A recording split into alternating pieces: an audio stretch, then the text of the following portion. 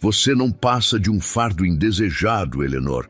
Se o seu falecido marido não deixou moedas, você pagará com a própria pele. O grito do Sr. Crane cortou o silêncio do escritório como um chicote, fazendo as janelas vibrarem contra o vento frio de outubro. Eleanor sentiu o ar escapar de seus pulmões, enquanto o documento era empurrado em sua direção com desprezo. Ela não era mais uma dama, nem mesmo uma viúva em luto. Naquele momento, ela era apenas uma mercadoria, sendo leiloada para quitar os pecados de um homem que já não estava aqui para defendê-la. Assine, ordenou Crane, a voz gélida e desprovida de qualquer humanidade. Ou prefere que o seu nome seja arrastado pela lama das ruas de Londres antes do anoitecer? O som da caneta raspando o papel ecoou pela sala como uma sentença final. Eleanor Whitford manteve os olhos fixos no documento à sua frente, as letras desfocando sob o peso das lágrimas que se recusava a derramar. Suas mãos tremiam, mas a assinatura saiu firme, cada traço da pena gravando não apenas seu nome, mas o fim de tudo que conhecera como vida. Tinha aprendido cedo que o mundo raramente perdoa mulheres que demonstram fraqueza. E choro, descobrira, era luxo que não podia mais se permitir. A tinta ainda úmida no papel parecia sangrar para as fibras, permanente e irreversível. Eleanor fitou aquela assinatura como se pertencesse a outra pessoa. Talvez pertencesse. A mulher que entrou naquela sala havia morrido no momento em que compreendeu a verdadeira natureza daquela convocação. Aos 27 anos, o título de viúva já estava gravado em sua alma como cicatriz invisível. Carregava esse peso com a mesma resignação com que carregava o vestido negro que vestia há 3 invernos completos. Seu marido partira cedo demais, levado por febre que consumiu sua vida em apenas 5 dias. Thomas Whitford não fora homem excepcional, nem cruel, nem particularmente gentil. Apenas comum, mas sua morte revelara verdades que Eleanor preferia não ter descoberto. As dívidas não eram apenas consideráveis, eram estratosféricas. Contraídas em segredo, alimentadas por apostas, investimentos desastrosos e promessas jamais cumpridas. E agora, com Thomas enterrado há tempo suficiente para as flores em sua sepultura terem murchado 3 vezes, os credores finalmente vinham cobrar. Naquela manhã enevoada de outubro, quando fora convocada ao escritório do credor, Eleanor ainda acreditava que sairia apenas humilhada. Talvez houvesse gritos, talvez ameaças de prisão por dívidas. Jamais imaginou que sairia vendida, que seu próprio nome seria inscrito em documento de transferência como se fosse propriedade imóvel, como vaca ou carruagem. A sala no 2º andar daquele prédio comercial cheirava a papel envelhecido, tinta ferrosa e decisões irrevogáveis. Madeira escura revestia as paredes, absorvendo o que pouca luz conseguia penetrar pelas janelas estreitas. Uma lareira apagada ocupava uma parede inteira, a grelha fria testemunha silenciosa de incontáveis ruínas financeiras pronunciadas naquele mesmo espaço. O tapete persa sob seus pés estava desgastado pelo tráfego de décadas de desesperados que vieram suplicar misericórdia e saíram despojados de tudo. O homem por trás da escrivaninha de mogno não a encarava como pessoa, mas como problema a ser resolvido através de cálculos frios e soluções práticas. Sr. Bartholomew Crane era magro como pássaro de rapina, com dedos longos e articulados que folheavam documentos com a naturalidade de quem recita números em vez de destinos humanos. Seu rosto era estreito, queixo pontudo, olhos pequenos e penetrantes que avaliavam Eleanor como comerciante avalia mercadoria antes de determinar seu valor. O traje era impecável, casaco de lã cinza sobre colete listrado, gravata perfeitamente alinhada. Tudo nele comunicava eficiência desapaixonada. As palavras foram proferidas sem rodeios, sem o menor traço de constrangimento ou compaixão humana. Os débitos haviam ultrapassado qualquer possibilidade de pagamento através de meios convencionais ou honoráveis. Crane folheou página após página, enquanto Eleanor permanecia sentada na cadeira, desconfortável diante da escrivaninha, cada documento novo sendo apresentado como evidência em julgamento já decidido. Empréstimos contraídos anos atrás, juros compostos que se acumulavam mensalmente, penalidades por atraso que dobravam o valor original. Os números dançavam diante dos olhos dela, quantias que pareciam multiplicar-se exponencialmente a cada linha examinada. 2.400 libras de um empréstimo comercial mal sucedido. 3.900 de dívidas de jogo que Thomas acumulara em apenas 6 meses. 5.600 de investimentos desastrosos em empreendimentos que faliram antes de produzir qualquer retorno. E mais, sempre mais. Promissórias assinadas em momentos de desespero, garantias oferecidas com base em propriedades que nunca existiram. Cada documento, uma camada adicional de impossibilidade. Não havia parentes dispostos a responder por ela. Eleanor tentara. Escrevera cartas suplicantes para primos distantes, para conhecidos antigos da família de seu falecido marido, para qualquer pessoa que pudesse ter algum laço familiar, mesmo que remoto. As respostas foram uniformemente frias quando vieram. Alguns sequer se dignaram a responder. Outros enviaram recusas educadas, repletas de desculpas elegantes sobre dificuldades financeiras próprias, responsabilidades inadiáveis, impossibilidades práticas que impediam qualquer assistência. Ninguém queria se associar com viúva endividada. Era contágio social, mácula que se espalhava por proximidade, manchando reputações apenas por conexão. Não havia piedade no sistema que regia aquela sociedade. Mulheres sem proteção masculina eram vulneráveis de formas que Eleanor só começara a compreender plenamente após a partida de Thomas. Não podiam possuir propriedades sem tutor legal. Não podiam trabalhar em profissões respeitáveis sem referências de homens estabelecidos. Não podiam simplesmente existir de forma independente sem que alguém assumisse responsabilidade financeira e moral por elas. E agora, sem dinheiro, sem família, sem opções visíveis, sem qualquer meio de sustento honesto, Eleanor descobria que até sua própria pessoa podia ser negociada como mercadoria. Restava uma alternativa. Uma solução que Crane apresentava não como horror social, mas como benevolência inesperada, favor quase generoso, considerando a gravidade da situação. Um contrato já estava preparado. Ele explicou com voz monótona que poderia estar discutindo compra de gado ou transferência de título de propriedade. O documento repousava sobre a mesa entre eles, papel creme de qualidade superior, texto impresso em tipografia elegante que contrastava com a brutalidade do conteúdo, espaços deixados estrategicamente em branco para preenchimento posterior de nomes e quantias específicas. Eleanor o pegou com dedos trêmulos, sentindo o peso do papel como se fosse chumbo derretido. Leu lentamente cada cláusula, cada parágrafo, cada condição cuidadosamente redigida, enquanto seu estômago se contorcia em nós cada vez mais apertados e a sala parecia girar ao seu redor. Demorou alguns instantes longos e agonizantes para compreender a verdadeira natureza daquele documento. As palavras eram escolhidas com precisão jurídica calculada, termos legais que escondiam realidade brutal sob verniz de civilidade.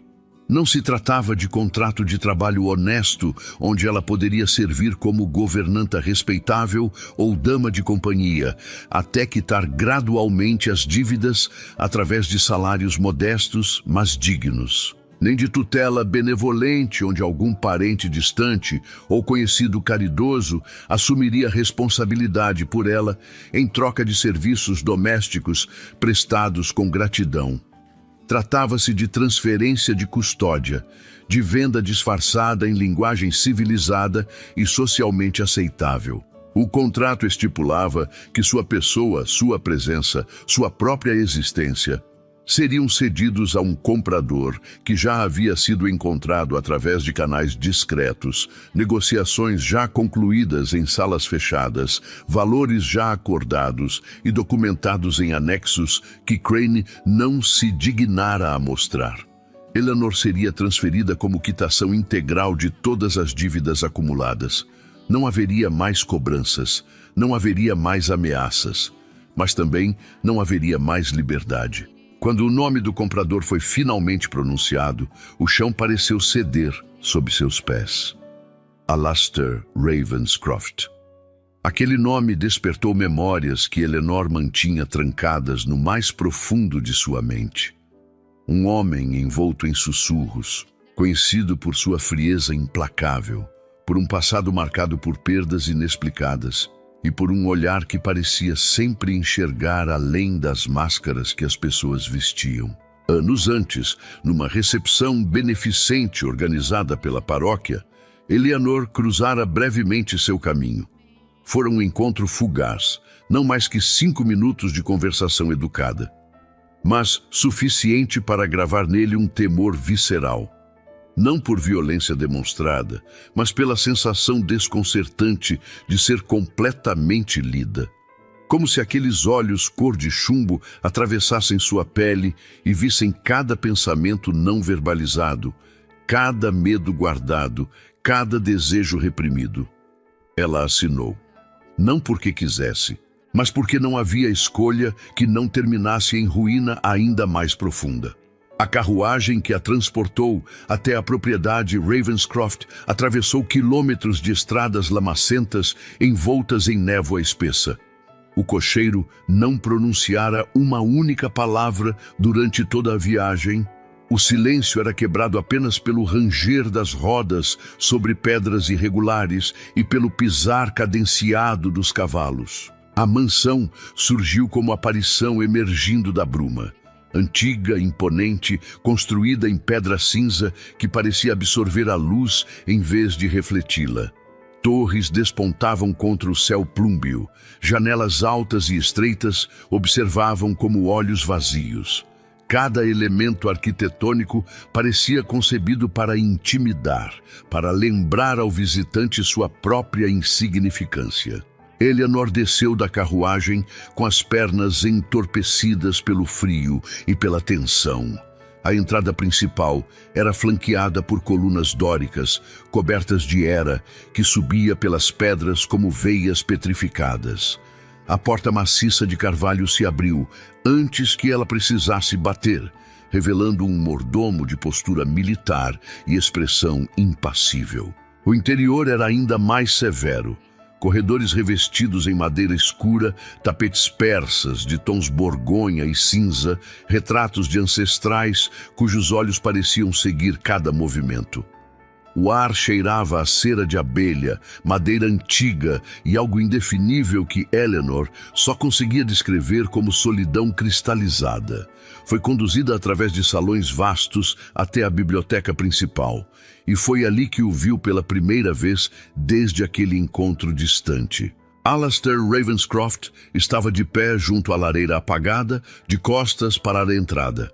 Alto, vestido inteiramente em tons de grafite e preto, a silhueta recortada contra as estantes que subiam até o teto trabalhado. Quando se virou, Eleanor precisou reunir toda a sua força interior para não recuar um passo. Ele não havia mudado. Talvez estivesse ainda mais austero, os traços angulares acentuados por alguma espécie de cansaço permanente. Os olhos cor de tempestade a examinaram com intensidade que cortava como lâmina afiada. Não havia satisfação naquele olhar, tampouco crueldade óbvia, apenas controle absoluto. O silêncio se estendeu por tempo demais. Então ele falou, e a voz grave pareceu reverberar pelas paredes forradas de livros. Você está ciente dos termos do acordo? Não era pergunta, era constatação. Eleanor ergueu o queixo numa demonstração de dignidade que não sentia. Estou perfeitamente ciente, Sr. Ravenscroft. Algo quase imperceptível atravessou a expressão dele. Talvez surpresa diante da firmeza na voz dela. Talvez reconhecimento. Muito bem. Então compreende que terá acomodações confortáveis, alimentação adequada e liberdade considerável dentro dos limites desta propriedade. Não espero subserviência cega. Apenas convivência respeitosa entre duas pessoas que compartilham o mesmo espaço por necessidade contratual. Convivência. A palavra soou estranhamente íntima, vindo daquele homem que parecia forjado em metal frio. Eleanor assentiu brevemente, sem confiar na própria voz, para não trair a turbulência que sentia por dentro. Será conduzida aos seus aposentos. O jantar é servido pontualmente às 7 horas da noite. Vista-se apropriadamente. Com essas palavras, ele se virou novamente para a lareira, encerrando a audiência com a mesma frieza com que a iniciara. Eleanor foi levada por uma governanta de meia-idade que subia as escadas com eficiência silenciosa. O quarto designado para ela ficava no segundo andar, ala leste. Era surpreendentemente amplo, decorado com móveis de jacarandá e cortinas de veludo esmeralda que bloqueavam a luz cinzenta do exterior. Uma cama com dossel dominava o espaço, coberta por colchas bordadas à mão. Havia uma escrivaninha junto à janela, uma cômoda com espelho veneziano e uma porta que levava a um pequeno closet. Luxo inesperada para alguém que chegara como mercadoria. Eleanor aproximou-se da janela e contemplou os jardins que se estendiam até onde a névoa permitia enxergar. Canteiros geométricos, fontes cobertas por folhas mortas, esculturas de mármore desgastadas pelo tempo, tudo impecavelmente ordenado, mas desprovido de vida, como se a propriedade inteira estivesse suspensa em luto perpétuo. Os primeiros dias foram marcados por silêncio denso. Jantares formais na sala de refeições, vasta demais para 2 pessoas, sentados em extremidades opostas da mesa de mogno, que acomodaria 20 convidados. As refeições eram servidas por criados mudos que apareciam e desapareciam como fantasmas. Alastair comia com precisão mecânica, raramente erguendo os olhos do prato. Quando o fazia, encontrava Eleanor já observando-o, e o contato visual durava apenas o necessário para estabelecer reconhecimento mútuo de presença. Nenhuma conversação verdadeira acontecia, apenas trocas de cortesia fria. A sopa está de seu agrado? Perfeitamente adequada, obrigada. O silêncio retornava como visitante bem-vindo. Eleanor explorava a mansão durante as tardes, quando Alastair se trancava em seus aposentos ou no escritório do andar térreo. Descobriu que a biblioteca possuía coleções raras, manuscritos antigos e primeiras edições de autores que ela admirava. Havia uma sala de música com piano de cauda, coberto por pano branco, intocado a tempo indeterminável. Um conservatório repleto de plantas exóticas que sobreviviam graças aos cuidados de um jardineiro que ela nunca via, apenas percebia sua obra. Tudo na casa funcionava com eficiência impessoal, como máquina bem calibrada que dispensa interação humana.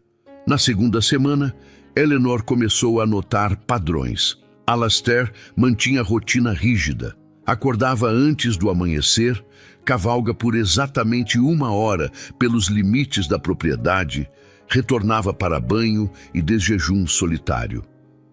Passava as manhãs no escritório, lidando com correspondências e assuntos da administração das terras. Almoçava sozinho. Dedicava as tardes à leitura ou a inspeções pela propriedade. Jantava pontualmente às 7, retirava-se aos aposentos às 9. Nunca variava. Era como se ele tivesse construído muralhas de rotina para se proteger de algo que Eleanor não conseguia identificar. A tempestade chegou sem aviso na 3ª semana. Eleanor despertou com o som do vento uivando como criatura ferida. Chuva batia contra as vidraças com violência que ameaçava quebrar o vidro. Relâmpagos rasgavam o céu plúmbeo, iluminando momentaneamente os jardins transformados em mar de lama e folhas arrancadas. Desceu para o desjejum e encontrou Alastair já sentado, mas diferente. Havia tensão nos ombros dele, rigidez ainda maior que o habitual. Os olhos fixos na tempestade através da janela demonstravam algo que Eleanor reconheceu como inquietação mal disfarçada. Parece que a estrada ficará intransitável por alguns dias, disse ele sem desviar o olhar da janela. Os criados que moram na vila não conseguirão chegar. Teremos apenas a governanta e o mordomo, que residem aqui. Eleanor assentiu, compreendendo a implicação. Estariam ainda mais isolados, ainda mais próximos por força da circunstância. Providenciarei para que não falte nada essencial. A voz dele soou mais grave que o normal, quase rouca. Algo estava errado. A tempestade piorou ao longo do dia. O vento sacudia as estruturas centenárias da mansão, arrancando telhas e quebrando galhos que caíam como projéteis. A temperatura despencou drasticamente. Eleanor vestiu chale de lã e ainda sentia o frio penetrando até os ossos. Durante o jantar daquela noite, notou que Alastair mal tocara na comida. A palidez em seu rosto contrastava com a vermelhidão não natural nas maçãs do rosto. Quando ele se levantou da mesa, o movimento foi menos fluido que o habitual, quase cambaleante. Senhor Ravenscroft, começou Eleanor, a preocupação vencendo a cautela. O senhor está bem? Ele se virou para encará-la, e pela primeira vez desde que chegara, Eleanor viu as fissuras na armadura dele. Os olhos brilhavam com febre. A respiração estava levemente acelerada. Perfeitamente bem. Apenas cansado. Boa noite. Retirou-se antes que ela pudesse insistir. Eleanor não conseguiu dormir. A tempestade continuava implacável lá fora. Vento uivando como criatura ferida, chuva martelando contra as vidraças com violência que ameaçava quebrar o vidro a qualquer momento. Mas não era apenas o barulho que a mantinha desperta. Deitada sob cobertores pesados que não conseguiam espantar o frio que vinha de dentro. Era a intuição visceral de que algo estava profundamente errado.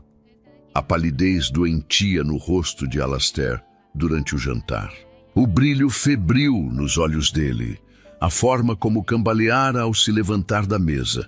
Às 2 horas da madrugada, quando o relógio do corredor bateu com sonoridade grave que ecoou pela mansão silenciosa, Eleanor finalmente desistiu de fingir que conseguiria dormir. Vestiu o roupão de lã sobre a camisola, calçou chinelas macias e desceu as escadas silenciosamente, cada degrau rangendo suavemente sob seu peso. A mansão estava mergulhada em escuridão quase completa, iluminada apenas pelos relâmpagos intermitentes que transformavam os corredores em sequência de instantâneos fantasmagóricos. Sombras dançavam nas paredes. Retratos de ancestrais pareciam observá-la com desaprovação. Eleanor moveu-se pelos corredores que já começava a conhecer, guiada mais por instinto e memória que por visão. Seus dedos roçavam a parede, seguindo o caminho até a ala, onde ficavam os aposentos principais. Parou diante da porta dupla de carvalho que levava ao quarto de Alastair. Hesitou, mão suspensa a centímetros da madeira polida. Invadir a privacidade dele seria transgressão grave, violação das fronteiras cuidadosamente estabelecidas entre eles. Mas a preocupação era maior que o medo das consequências. Algo dentro dela, algum instinto que não conseguia nomear, insistia que ele precisava de ajuda. Bateu suavemente. O som pareceu alto demais no silêncio denso. Esperou, contando os segundos. Nenhuma resposta. Bateu novamente, com mais força, os nós dos dedos doendo contra a madeira sólida. Silêncio. Apenas o vento lá fora e sua própria respiração acelerada. Eleanor girou a maçaneta lentamente, preparando-se para encontrar resistência, mas a porta não estava trancada. Empurrou com cuidado a dobradiça, emitindo leve gemido, enquanto a abertura revelava o interior escurecido do quarto. O que viu fez seu coração despencar. O quarto estava em desordem completa, tão radicalmente diferente da ordem rígida e quase militar que Alastair impunha a todos os aspectos de sua vida. Roupas jogadas sobre a cadeira estofada perto da lareira apagada. Livros espalhados pelo chão como se tivessem sido derrubados. Um copo quebrado, brilhando em fragmentos sobre o tapete. Cortinas parcialmente arrancadas das hastes. E na cama enorme com dossel, a figura dele contorcida sob os lençóis que pareciam encharcados, completamente saturados de suor. Alastair ardia em febre. Eleanor aproximou-se rapidamente, esquecendo toda a cautela, toda a preocupação com propriedade social. Tocou a testa dele com a palma da mão e recuou instantaneamente com o choque do calor. A pele dele queimava como brasa viva, irradiando um calor que parecia impossível para corpo humano produzir e sobreviver. Ele delirava, murmurando palavras incompreensíveis em voz rouca e fragmentada. Nomes que ela não reconhecia. Catherine, James, perdão, fracasso, culpa, sozinho. As palavras vinham em ondas, entrecortadas por gemidos baixos de sofrimento. O corpo inteiro dele tremia com calafrios violentos, apesar do calor que irradiava, músculos contraindo em espasmos visíveis, mesmo sob os lençóis que o cobriam. Não havia tempo para hesitação ou dúvida. Eleanor sabia exatamente o que precisava fazer. Conhecimentos transmitidos pela sua avó materna, curandeira respeitada na pequena aldeia onde Eleanor crescera antes do casamento. Incontáveis noites assistindo a mulher idosa preparar infusões, aplicar compressas, combater febres que os médicos distantes jamais chegariam a tempo de tratar. Correu até a cozinha nos andares inferiores, descendo escadas com velocidade perigosa. Acendeu lamparinas a óleo com mãos tremendo de adrenalina. Pôs água para ferver no fogão ainda morno das brasas do jantar. De sua própria bagagem, que ainda estava parcialmente arrumada em seu quarto, recuperou o pequeno estojo de madeira que trouxera consigo. Dentro, pequenos saquinhos de linho contendo ervas cuidadosamente colhidas e secas, casca de salgueiro para febre, camomila para acalmar, verbena para fortalecer, lavanda para limpar. Preparou infusão com precisão aprendida através de anos de observação e prática. A casca de salgueiro moída fino, liberando substâncias amargas na água fervente. Camomila adicionando doçura sutil, que tornaria a mistura mais palatável. Verbena para restaurar forças. Mediu cada quantidade com cuidado, sabendo que excesso poderia causar dano, que escassez seria ineficaz. Enquanto a mistura fervia e se combinava, encharcou toalhas limpas de linho em bacia com água fria da bomba, adicionando gotas de óleo essencial de lavanda. O aroma fresco cortava o ar pesado da cozinha. Reuniu tudo numa bandeja de prata que encontrou no aparador. Jarras com a infusão ainda fumegante, pilha de toalhas úmidas, bacia adicional com água fria, mais linho limpo, canecas. Tudo que pudesse precisar durante vigília, que sabia que seria longa. Retornou aos aposentos dele, subindo as escadas com cuidado para não derramar nada, equilibrando a bandeja pesada enquanto navegava pelos corredores escuros. Durante as horas seguintes, Eleanor trabalhou com determinação silenciosa e concentração absoluta. Removeu as cobertas pesadas de veludo que apenas intensificavam a febre, aprisionando o calor contra a pele dele, substituindo por lençol único e leve de linho que permitiria a circulação de ar. Aplicou compressas frias na testa larga, nos pulsos onde as veias pulsavam visivelmente, nos tornozelos, na parte de trás do pescoço. Renovava constantemente conforme esquentavam contra a pele febril dele, transformando-se em panos quentes em questão de minutos.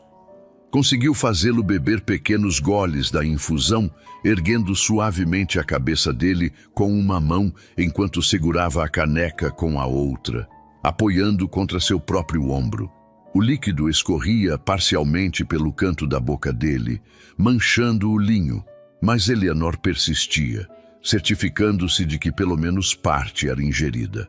Alastair resistia em semiconsciência, murmurando protestos incoerentes. Tentava afastar a caneca com movimentos fracos e descoordenados. Virava o rosto. Mas Eleanor persistia com firmeza gentil que não admitia recusa. A voz baixa e constante como âncora na tempestade que rugia dentro e fora daquele quarto. Precisa beber, vai ajudar, confie em mim, por favor, confie. As palavras saíam quase como canção de ninar, melodia suave e reconfortante repetida sempre que ele tentava afastar a caneca. Sua mão livre acariciava a têmpora dele, dedos deslizando pelos cabelos escuros colados de suor, movimento instintivo de conforto. A madrugada avançava com lentidão agonizante. Cada minuto parecia se estender por horas. A tempestade lá fora começava gradualmente a perder força, o vento diminuindo de uivo constante para rajadas intermitentes, a chuva passando de dilúvio violento para precipitação constante, mas menos intensa. Mas dentro daquele quarto, a batalha continuava com intensidade inalterada. Eleanor não saiu nem uma vez. Permaneceu sentada na cadeira que arrastara para junto da cama, renovando compressas a cada 15 minutos, oferecendo líquidos sempre que ele demonstrava mínimo sinal de consciência, monitorando cada mudança na respiração dele, no ritmo do pulso que checava pressionando dedos contra o pulso dele, na temperatura da pele que testava constantemente tocando a testa, as bochechas, o pescoço. Durante o delírio mais profundo, Alastair falava. Frases fragmentadas que revelavam dor antiga nunca cicatrizada. Mencionava Catherine, voz quebrando ao pronunciar o nome, pedindo perdão por falha que Eleanor não compreendia. Falava de promessa quebrada, de não estar presente quando mais precisavam dele, de escolhas que não podia desfazer. Falava de solidão que o consumia, de muralhas que construíra pedra por pedra até se encontrar aprisionado do lado errado delas. Eleanor ouvia tudo, guardando cada palavra revelada pela febre como segredo precioso que jamais seria usado contra ele. Via o homem por trás da máscara, e seu coração, aquele órgão que tentara proteger tão cuidadosamente, começava a ceder de formas que ela não conseguia controlar. Foi somente quando os primeiros raios de luz cinzenta e fraca começaram a infiltrar pelas cortinas mal fechadas que a febre finalmente cedeu. Aconteceu gradualmente, não dramaticamente. A respiração de Alastair, que estivera acelerada e irregular por horas, começou a se estabilizar em ritmo mais profundo e constante. O calor que irradiava da pele dele diminuiu lentamente até temperatura ainda elevada, mas não mais perigosa. Os tremores cessaram. As palavras delirantes se transformaram em murmúrios incoerentes e finalmente em silêncio. Alastair adormeceu num sono profundo e genuinamente reparador. Não mais o estado semiconsciente de delírio febril, mas descanso verdadeiro onde o corpo poderia começar a se curar. Eleanor recostou-se na cadeira estofada, cada músculo do corpo dolorido pela tensão mantida por horas, pela posição desconfortável, pela vigilância constante. Observou o rosto dele finalmente relaxado pelo sono genuíno. Desprovido da máscara habitual de controle férrico, parecia diferente, mais jovem, embora linhas de preocupação ainda marcassem a testa e os cantos da boca. Vulnerável de forma que ele jamais permitiria ser visto acordado. humano de maneiras que a armadura diurna escondia completamente. Algo estranho e inesperado acontecia dentro de seu peito. Algo quente e aterrador que se espalhava pelas costelas, subia pela garganta, pressionava por trás dos olhos. Algo que ela não tinha permissão de sentir, que contrariava todas as regras não escritas da situação deles, que tornava tudo infinitamente mais complicado. Algo que se sentia perigosamente próximo de carinho, de preocupação que ultrapassava dever ou obrigação, de conexão que não deveria existir entre duas pessoas unidas apenas por necessidade e contrato. Quando Alastair despertou, já era tarde da manhã. A primeira coisa que viu foi Eleanor ainda sentada ao lado da cama, cabeça inclinada para o lado em sono leve. Havia toalhas úmidas espalhadas, um copo com resíduo de chá, lamparinas já apagadas. Levou alguns instantes para reconstruir os fragmentos de memória, a febre, o delírio e ela, sempre ela, como presença constante puxando-o de volta da escuridão. Alastair moveu-se cautelosamente para não despertá-la, mas o leve ranger da cama fez os olhos dela se abrirem.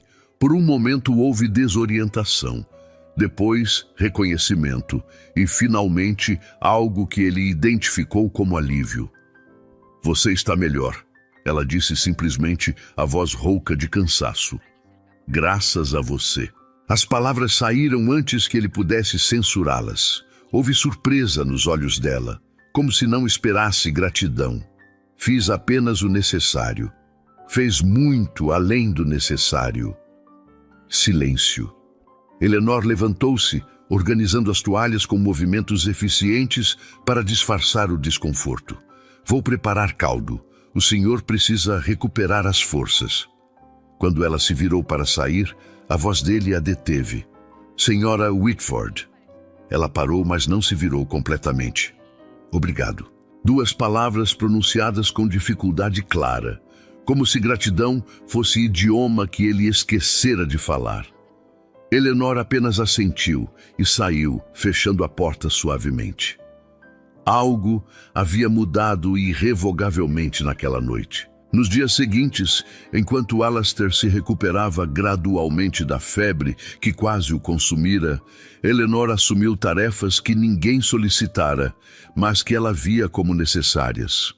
Organizou a biblioteca que, apesar da aparência superficial de ordem impecável, estava, na verdade, em desorganização caótica, com volumes preciosos misturados aleatoriamente, primeiras edições empilhadas sem cuidado ao lado de encadernações comuns. Passou dias catalogando, reorganizando segundo o sistema lógico que permitiria encontrar qualquer volume em minutos em vez de horas. Restaurou o jardim de ervas que descobrira abandonado atrás do conservatório, escondido por ervas daninhas que haviam tomado conta do espaço. Trabalhou de joelhos na terra fria, removendo invasoras, identificando as plantas úteis que sobreviveram ao abandono, podando, replantando, alecrim resistente, tomilho aromático, sálvia prateada, hortelã que se espalhava por todos os cantos, cada planta um potencial remédio, cada folha uma promessa de cura. Instruiu a governanta, Sra. Dawson, sobre preparações nutritivas que acelerariam a convalescença de Alastair. Caldos de osso fervidos por horas até extrair todos os nutrientes, mingaus enriquecidos com mel e especiarias, chás fortificantes que combinavam ervas tonificantes. A governanta, inicialmente cética quanto às instruções de uma recém-chegada, rapidamente reconheceu a sabedoria por trás das sugestões e começou a solicitar conselhos adicionais. Alastair observava tudo com crescente fascínio que lutava para disfarçar. Aquela mulher que chegara meses atrás como resultado de transação comercial fria estava transformando a mansão. Não através de mudanças dramáticas ou renovações custosas, mas por presença que aquecia os espaços frios de maneiras sutis e profundas. como se sua simples existência ali dissipasse parte da penumbra que ele cultivara cuidadosamente por anos, admitindo luz em lugares que estiveram escuros por tempo demais. Começaram a conversar durante as refeições, diálogos breves no início, trocas educadas sobre o clima, sobre os livros que cada um estava lendo, sobre pequenos acontecimentos na propriedade. Mas gradualmente, conforme os dias se transformavam em semanas, as conversas se expandiam em profundidade e duração. Os jantares que antes duravam 20 minutos tensos, agora se estendiam por horas, enquanto eles exploravam territórios intelectuais compartilhados. Eleanor descobriu que Alastair possuía conhecimento vasto e profundo sobre literatura clássica e contemporânea, filosofia desde os gregos antigos até pensadores modernos, história que abrangia continentes e milênios.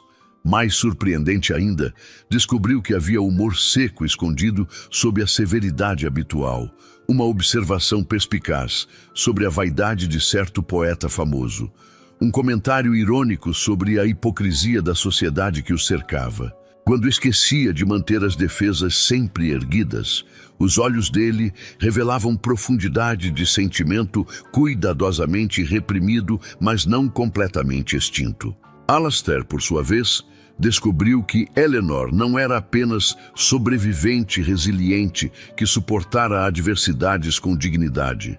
Era observadora perspicaz, com capacidade analítica que rivalizava a dele próprio, capaz de insights sobre natureza humana que o surpreendiam e frequentemente o desafiavam a reconsiderar suposições antigas.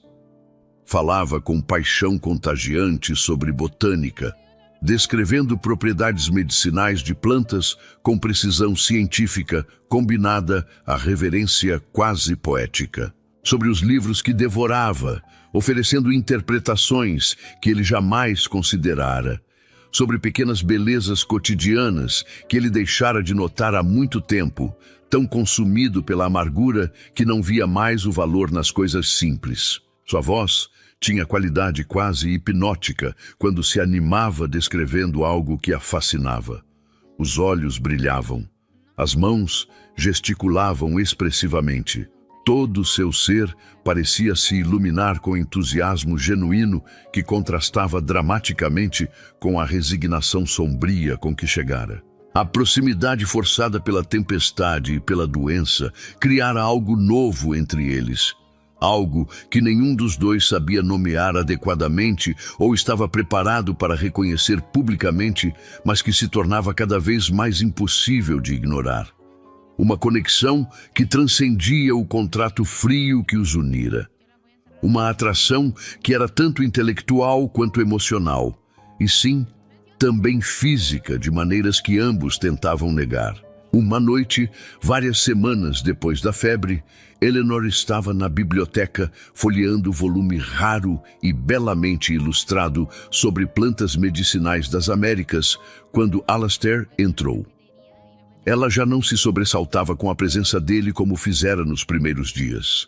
A proximidade dele tornara-se familiar ao longo das semanas, quase reconfortante de maneira que não deveria ser, considerando as circunstâncias de sua união. Ele se aproximou das estantes, dedos longos deslizando pelos lombos de couro dos livros, sem realmente escolher nenhum volume específico. Eleanor percebia facilmente a tensão na postura dele através de semanas de observação atenta. Os ombros levemente mais rígidos que o normal. A forma como os dedos tamborilavam nervosamente contra a lombada de um volume de poesia. Algo o perturbava, algo que ele lutava para verbalizar. "Posso fazer uma pergunta pessoal, Sra. Whitford?" A voz dele cortou o silêncio com cautela incomum. Eleanor fechou o livro lentamente, voltando toda a atenção para ele. "Pode." Por que aceitou o acordo? Mesmo sabendo quem eu era, mesmo temendo. Ela não tentou negar o temor. Seria desonesto. Porque a alternativa era pior. E porque... Eleanor hesitou, escolhendo as palavras com cuidado.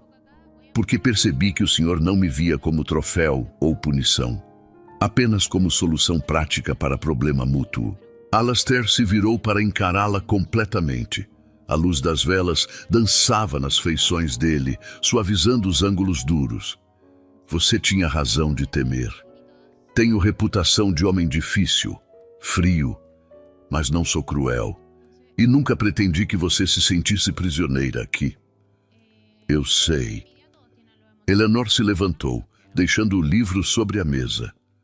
Você me tratou com mais dignidade do que muitos que se diziam meus amigos quando ainda tinha recursos. O silêncio que se seguiu era diferente dos anteriores, carregado de coisas não ditas.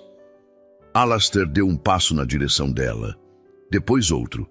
Eleanor permaneceu imóvel, coração acelerando contra as costelas. Quando ele ficou próximo o suficiente para que ela sentisse o calor dele, Alastair ergueu a mão lentamente, dando tempo para que ela se afastasse se quisesse. Ela não se afastou. Os dedos dele tocaram levemente a lateral do rosto dela, movimento tão gentil que contrastava com tudo que Eleanor achava saber sobre aquele homem. O polegar traçou a curva da maçã do rosto dela, deixando rastro de calor na pele sensível. Você trouxe luz para lugar que estava morto há muito tempo. A voz dele saiu rouca, quase quebrada. Eleanor ergueu a própria mão, hesitante, até tocar o peito dele. Podia sentir o coração batendo acelerado sob a camisa de linho. Forte, vivo. E você me deu razão para acreditar que não estou arruinada além da redenção. Alastair inclinou a cabeça, aproximando o rosto do dela. Eleanor prendeu a respiração. O mundo inteiro pareceu contrair até aquele espaço minúsculo entre os lábios deles. Milímetros apenas. Separação ínfima que parecia impossível de atravessar e, ao mesmo tempo, inevitável. O beijo não aconteceu. Alastair recuou bruscamente como se despertasse de transe. A mão dele caiu pesadamente ao lado do corpo. A máscara de controle retornou com força, bloqueando qualquer emoção. Me desculpe, foi inadequado. Ele saiu da biblioteca antes que Eleanor pudesse formular resposta. Ela ficou ali, tremendo levemente, uma mão pressionada contra o próprio peito, onde o coração batia em descompasso. Algo dentro dela havia despertado naquele quase. Algo perigoso. Os dias seguintes foram marcados por distância renovada. Alastair voltou a se trancar em silêncio, evitando Eleanor sempre que possível. Os jantares retornaram à formalidade gélida. Quando seus olhares se cruzavam acidentalmente, ele desviava imediatamente. Eleanor compreendeu. Ele estava lutando contra o mesmo magnetismo que ela sentia e vencendo através de disciplina férrea que provavelmente cultivara a vida inteira, mas não podia durar para sempre. A carta chegou numa manhã fria de dezembro. Eleanor a viu sendo entregue pelo correio ao mordomo, viu o envelope de papel caro com selo de cera vermelha. Não era endereçada a ela, mas reconheceu o brasão impresso. O mesmo que estava nos documentos que assinara meses atrás. Sr. Bartholomew Crane. Um arrepio percorreu sua espinha. Alastair recebeu a correspondência durante o desjejum. Eleanor observou a expressão dele endurecer conforme lia. Quando terminou, amassou o papel com força não característica. Aconteceu algo? A voz dela saiu mais firme do que se sentia. Nada que precise preocupá-la. Mas a tensão na mandíbula dele dizia o contrário. Naquela noite, Eleanor não conseguiu dormir. Algo estava errado. Podia sentir no ar, como eletricidade antes da tempestade. Desceu silenciosamente até o escritório de Alastair, sabendo que ele estaria acordado. Sempre ficava quando algo o perturbava. A porta estava entreaberta. Luz de lamparina vazava pela fresta. Eleanor aproximou-se sem fazer ruído e parou ao ouvir vozes. Alastair não estava sozinho. Os termos do contrato foram cumpridos, Ravenscroft. A dívida está quitada, mas há irregularidades que precisam ser esclarecidas. A voz de Sr. Crane era oleosa, cheia de insinuações. Que irregularidades! A voz de Alastair estava perigosamente baixa. A natureza da dívida original. Descobri que certos valores foram inflacionados por pessoas que se beneficiaram da desgraça da viúva Whitford. Eleanor gelou. Encostou-se na parede, pernas tremendo. E o senhor, naturalmente, não teve parte nisso, respondeu Alastair, com sarcasmo cortante. Eu apenas executei os termos legais que me foram apresentados. Mas agora que a verdade emerge, a situação torna-se delicada. A senhora Whitford foi essencialmente vendida sob falsos pretextos. Isso poderia ser considerado fraude. Escândalo considerável se tornasse público. Qual é seu objetivo com essa visita, Crane? Silêncio tenso. Apenas garantir que todos os envolvidos compreendem a situação e talvez discutir compensação adequada pelo meu silêncio. Eleanor não precisou ouvir mais. Compreendeu tudo. As dívidas haviam sido manipuladas. Ela fora alvo de conspiração. E agora Crane tentava extorquir a Alastair. Afastou-se da porta, mente girando. Precisava sair. Se ficasse, seria apenas fonte de problemas para Alastair. Ele não merecia ser arrastado para escândalo por causa dela. A decisão foi tomada com clareza dolorosa. Antes do amanhecer, Eleanor empacotou suas poucas posses. Deixou carta breve sobre a escrivaninha. Desceu as escadas com o coração partido. Atravessou o hall silencioso e saiu pela porta lateral que dava para os jardins. A névoa matinal engolia tudo, perfeita para desaparecer. Alastair encontrou a carta durante o desjejum. Leu-a 3 vezes, como se as palavras pudessem mudar de significado. O papel tremeu entre seus dedos. Não de fraqueza, de fúria. Ela partira para protegê-lo, sacrificando a própria segurança para preservar a honra dele, como se sua felicidade importasse menos que a dele, como se ele pudesse simplesmente deixá-la ir. Alastair levantou-se tão bruscamente que a cadeira caiu para trás. Gritou ordens para que cavalos fossem preparados imediatamente. Vestiu o casaco de viagem. Pegou os documentos que Crane deixara na noite anterior. Os mesmos documentos que provavam a fraude. Quando saiu da mansão montado no garanhão negro, o sol mal começava a romper a névoa. Eleanor não chegara longe. Estava a pé, sem dinheiro algum, sem destino certo ou plano concreto. Apenas afastando-se da mansão, porque era o que acreditava ser necessário fazer, o que sua consciência exigia, mesmo que cada passo parecesse arrancar pedaços de seu coração. A estrada lamacenta sugava seus sapatos a cada passo. O frio da manhã penetrava através do xale fino, que era sua única proteção. Mas nada disso importava, comparado à dor que sentia por deixar para trás o único lugar onde começara a se sentir verdadeiramente viva novamente. Quando ouviu o galope poderoso de cavalo atrás de si, o coração disparou violentamente contra as costelas. Não se atreveu a olhar para trás inicialmente, com medo do que poderia ver ou não ver. Mas o som se aproximava rapidamente, impossível de ignorar. Virou-se finalmente e viu Alastair aproximando-se montado em seu garanhão negro, cavalgando como se os próprios demônios do inferno o perseguissem. Cabelos escuros esvoaçando ao vento, casaco de viagem aberto revelando o colete por baixo. Expressão de determinação férrea no rosto que contrastava com algo mais profundo, mais vulnerável, que brilhava nos olhos. Figura saída de sonho ou pesadelo. Eleanor não conseguia decidir qual. Ele desmontou antes do cavalo parar completamente, salto ágil que demonstrava urgência absoluta. Caminhou na direção dela com passadas longas e determinadas que devoravam a distância entre eles, cada passo ressoando na estrada silenciosa. O que pensa que está fazendo? A voz dele trovejava, carregada de emoção crua que Eleanor nunca ouvira antes.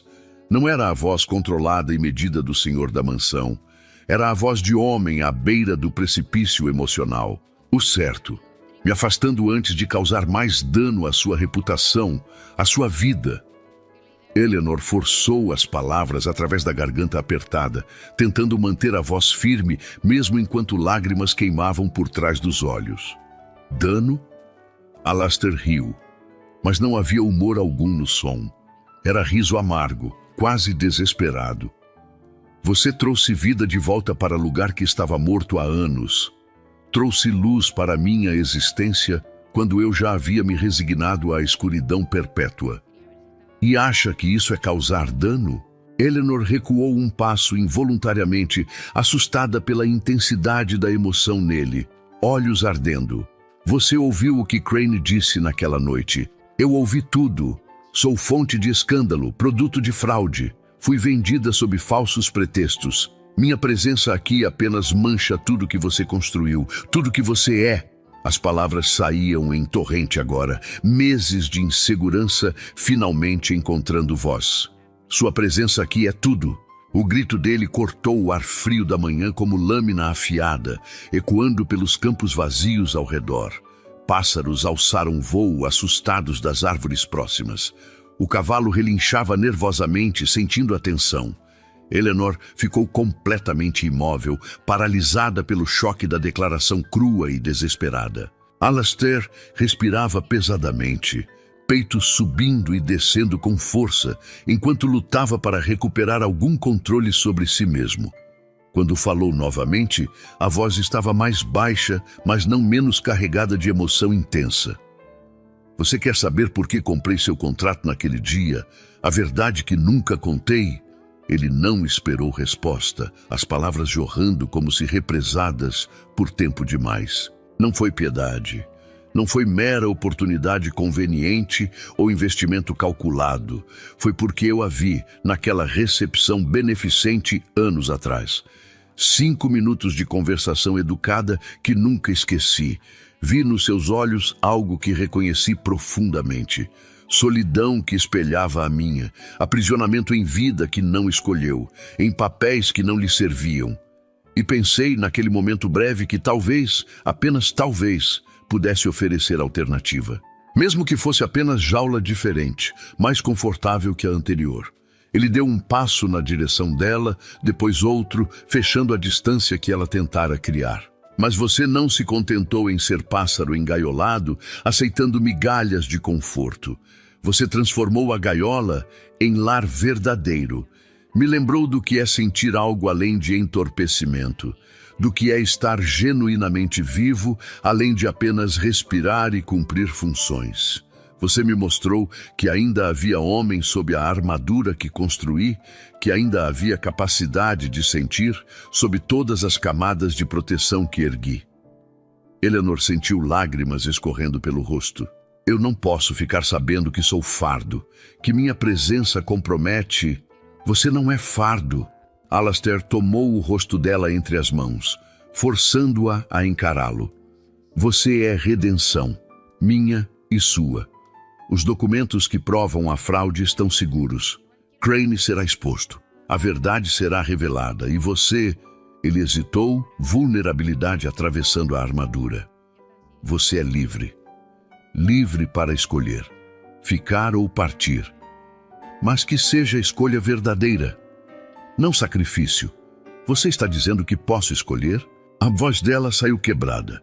Estou dizendo que te escolho e espero, profundamente espero, que você me escolha também. Eleanor não conseguia processar. Ele estava ajoelhando. Alastair Ravenscroft, homem de orgulho e controle, ajoelhado na estrada lamacenta diante dela. Não por obrigação, não por contrato, mas por vontade. Fique comigo, Eleanor, não como parte de acordo, mas como minha esposa verdadeira, como companheira que escolho livremente. As lágrimas dela caíam sem contenção agora. Toda a força que mantivera por meses, toda a dignidade construída sobre ruínas, desmoronou diante daquele pedido. Sim, uma palavra, mas continha universos. Alastair se levantou, puxando-a para abraço que era âncora e libertação simultaneamente.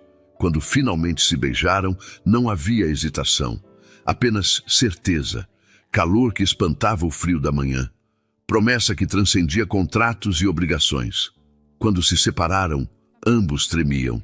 Temos trabalho a fazer, disse Alastair, voz rouca. Crane precisa ser confrontado. A verdade exposta, sua honra restaurada publicamente. E assim foi feito.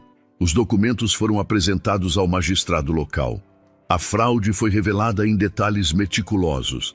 As dívidas eram ficção, criada por consórcio de credores inescrupulosos que lucravam vendendo mulheres vulneráveis a homens ricos. Eleanor não fora a primeira, mas seria a última. Senhor Bartholomew Crane foi preso, seus cúmplices expostos. O escândalo sacudiu toda a região, mas dessa vez Eleanor estava no centro, não como vítima, mas como figura de coragem que inspirou outras mulheres a vir à frente com suas próprias histórias. A sociedade que fechara os olhos agora assistia à queda moral dos verdadeiros vilões. 3 meses depois, Eleanor e Alastair casaram-se novamente. Desta vez, não em cerimônia silenciosa e vergonhosa, mas em celebração pública na igreja da vila. Ela usava vestido de seda marfim bordado com flores que ela mesma cultivara. Ele vestia traje formal, mas os olhos demonstravam suavidade que ninguém achava possível. Quando trocaram votos verdadeiros, cada palavra tinha peso de escolha consciente. A mansão Ravenscroft mudou. Não na estrutura física, mas na atmosfera. Janelas permaneciam abertas, permitindo luz entrar. Jardins floresciam sob cuidados dedicados de Eleanor. Música voltou a ecoar pela sala de piano.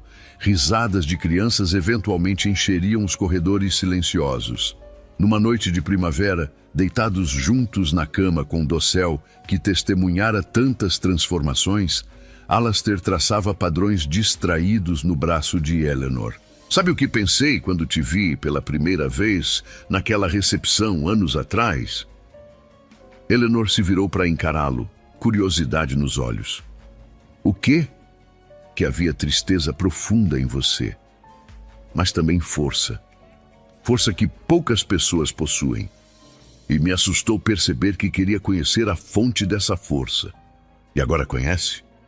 Ele sorriu, expressão que transformava completamente seu rosto. Agora sei que a força vem do mesmo lugar que a bondade, do mesmo lugar que a esperança.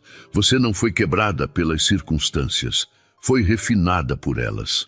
Eleanor tocou o rosto dele com dedos suaves. E você não é o homem frio que fingia ser. É apenas alguém que esqueceu como deixar as pessoas entrarem. Você me lembrou. Nos lembramos mutuamente. O beijo que compartilharam foi diferente de todos os anteriores. Não havia urgência, apenas certeza pacífica de que tinham todo o tempo do mundo. Lá fora, a primavera desdobrava suas cores sobre terras que conheceram apenas inverno rigoroso por anos demais.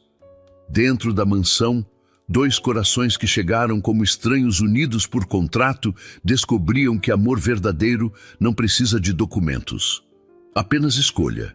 Todos os dias, repetidamente. Eleanor Ravenscroft nunca mais seria definida como viúva vendida. Seria lembrada como mulher que atravessou o abismo da humilhação e emergiu não apenas intacta, mas exaltada. E Alastair encontrara algo que achava perdido para sempre: a capacidade de amar sem medo. Juntos transformaram jaula em santuário e escuridão em luz que nunca mais se apagaria. ¿Cómo le decís tú? Resortera. ¿Eh? Resortera. Resortera esto, mira. Ah, eso se llama mariquita. Le decía Se llama resortera. marica. Marica. Dime. Perdón.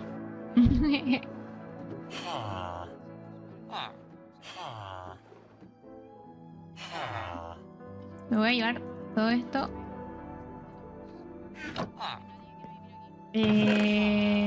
¿Verdad? Porque no a todos les sale lo mismo. Tengo una polla de espacio. Bueno. A ver, ven, ven, ven, ven, ven. Podría venir en otro momento después Ven, de... ven, ven, ven, ven, ven, ven. Toma, te la presto. No, no, no, no, no, no, no me gusta. No, no, Tómala, no, chao, no, no, chao, chao, tómala. chao, chao, chao. Por eso te veo como mascota.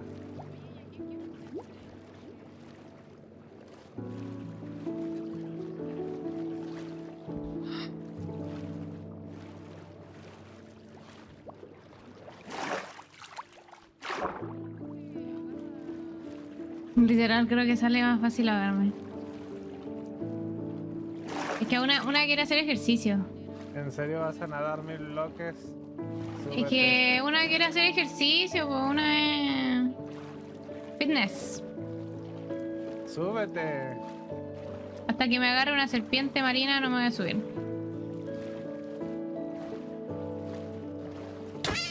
¡Ey! Súbete.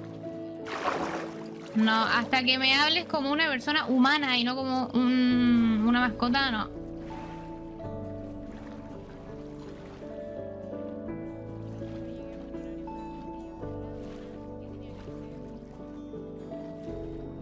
Estaba hablando silenciada.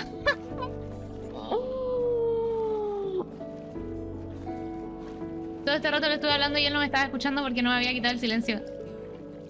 Lol.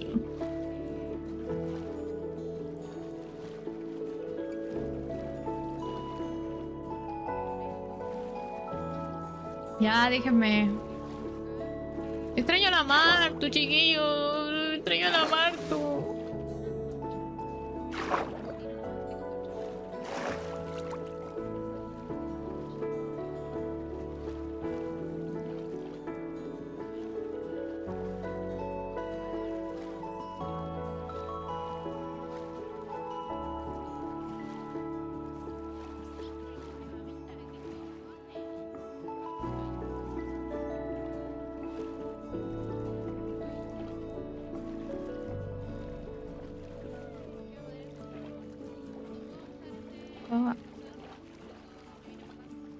Para que te pongas high tech. Mira mi cuerpo, siente mi botox. Ni siquiera me... Dame la mano.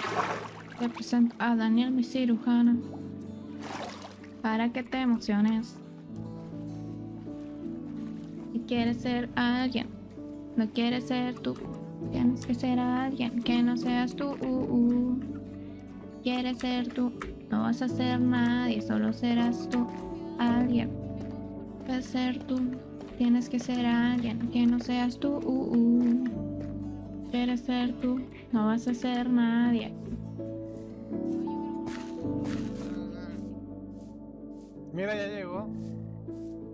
Ay, escucho algo raro en el ambiente, como... No sé. Mira. No es la primera youtuber que me abandona.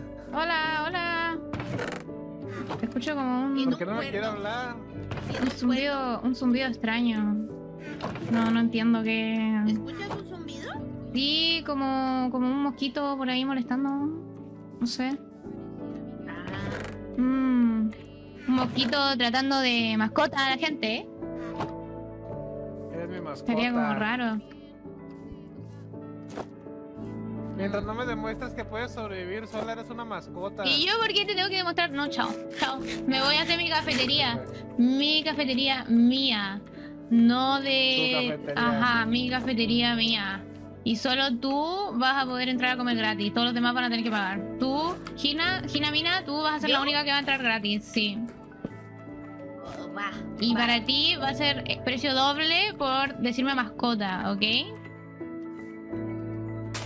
Mascota, no Pero puedes viste, vivir. viste, mira cómo me trata, me está invalidando. Es porque soy mujer, ¿cierto? Es porque soy mujer. Me está invalidando mis Asterisco, habilidades. muerde su comidita mientras ve el drama. así que no voy a... Te ofrecimos ayuda, te ofrecí mi mochila y te enojaste porque te ofrecí la mochila. No, porque me dijiste, yo pregunté, entonces soy vikinga. ¿Y sabes qué me dijo? ¿Quieres saber qué me dijo? Me dijo, no, más bien mi mascota. Y yo existiendo ahí, ¿cómo que mascota? ¿Cómo que tu cuerpo? Mascota. No lo acepto para nada. Así que desde ahora, Hinamina, solo con ella me llevo muy bien. Va. Ujú. Bueno, ¿qué hacemos con las camas, Gina? ¿Cuáles camas? Aquí en esta mochila traje muchas camas y muchas comidas. E Todavía ingredientes, no hay que tenemos empezar. casita. Todavía no tenemos casita. Pero hay que ir acomodando, ¿no? Pues sí, pero pues los encargados de la construcción se fueron de sabático. Yo estoy minando. Coveni, ascendiste de mascota a ingeniera. Comienza a construir una casa. Yo le hago caso a Hina. Tu mascota puedo ser, la de él no. La tuya sí. Pero yo no quiero que Gina, seas una mascota. Quiero que Gina, seas te una regalo- mujer libre, fuerte y Te hermosa. regalo este unicornio, toma. Acepto el traspaso. Por Bueno, ti, a ver, no puedo negar que sí pareces un unicornio. claro, pero yo soy mascota solo para mujeres empoderadas, no para hombres que me definen solo por mis habilidades para matar a un mimic. Va, ¿quieres vivir aquí? Si tú quieres, ahora soy tu mascota. A ti te voy a hacer caso. Eres bienvenida a vivir aquí. Te puedes hacer tu café por ahí. Pídele Ahí que tú ladre. eliges. No, ¿qué te pasa? ¿Acaso que los unicornios ladran? Mira, No si no sé, sabe, ¿tú has ni visto siquiera uno? sabe, ni siquiera sabe cómo funciona la vida. ¿Has visto un unicornio? ¿Quién? Yo no, pero sí he visto unicornios. ¿Y los unicornios no ladran? No lo sé. Bueno, entonces, ¿sí? Aquí puedes agarrar cositas aquí de los cofres. Y si ocupas ir hacia hacerte algo, pues. Mira, Reiki, adoptó una Yo soy la virtud. encargada de minería. Soy la jefa Otra de más. minería de los vikingos. Otra. Ok. Y pues ahorita ando explorando. Y Guau. Adal es Adal. Se Si te se- hace si muy se fácil porta adoptar mal. Vitures. Si se porta mal, jala la del cuerno, así, órale, para abajo. Defiéndeme.